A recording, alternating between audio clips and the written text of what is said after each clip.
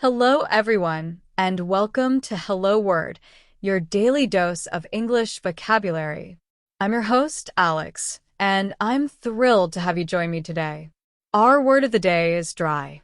What does dry mean? Well, as a verb, dry means to remove moisture from something.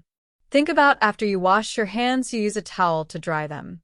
It's all about getting rid of that wetness. It's an A2 level verb, so it's a very common and useful word to know. Let's explore this simple, yet versatile, word a little more. Let's consider some synonyms for dry. One synonym is dehydrate. We can say, the sun will dehydrate the soil quickly. Another synonym is desiccate.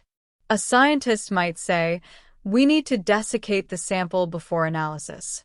A less formal synonym is drain. For example, the machine will drain the remaining water from the clothes.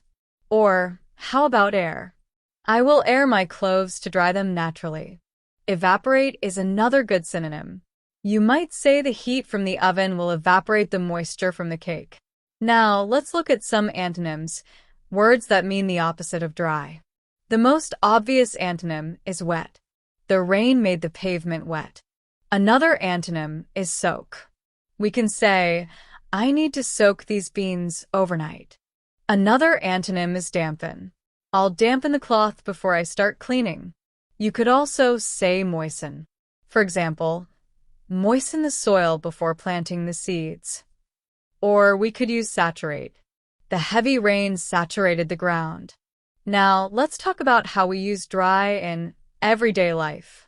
You might say, I need to dry my hair before going out. Or, please dry the dishes after you wash them. You could also say, the clothes are drying on the line. We use the verb dry in many different contexts every single day.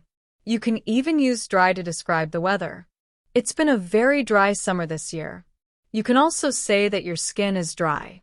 I need some lotion for my dry skin. The river has run dry. I am drying my sweater on the rack. You can also say don't forget to dry yourself after swimming. Here are some more usage examples. The Sahara Desert is a very dry place. The farmer is trying to dry the crops in the sun. The painter waited for the paint to dry before adding another coat. It takes a long time to dry clothes in the winter. The towels are drying in the bathroom. We often hear phrases like, hang the clothes out to dry, or towel dry your hair. A common idiom is a dry run, which means a rehearsal. For example, we did a dry run of the presentation to make sure everything goes smoothly. Another common use of dry is to describe something that isn't funny. You might say, he has a very dry sense of humor.